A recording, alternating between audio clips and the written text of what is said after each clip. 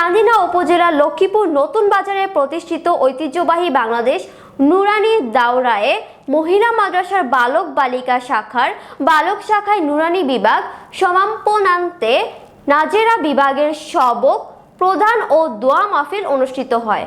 শুক্রবার দুপুর 2টায় মাদ্রাসার কক্ষে বাংলাদেশ নুরানি দাওরায়ে মহিলা মাদ্রাসা বালক বালিকা শাখার প্রতিষ্ঠাতা সভাপতি মাওলানা নিয়ামত উল্লাহর সভাপতিত্বে ও মাদ্রাসার প্রতিষ্ঠাতা প্রিন্সিপাল পরিচালক হাফিজ কারি HM সাইফুল ইসলামের পরিচালনায় আয়োজিত অনুষ্ঠানে প্রধান মেহমান হিসেবে উপস্থিত থেকে নাজেরা বিভাগের সবক প্রদান ও বিশেষ দোয়া মোনাজাত করেন।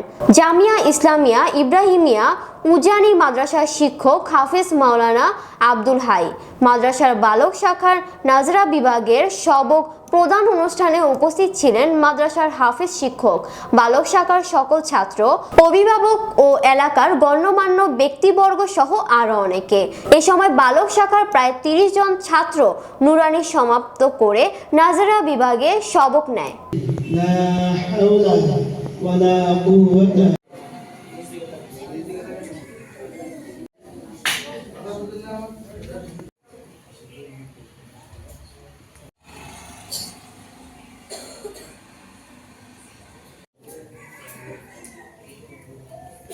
اللهم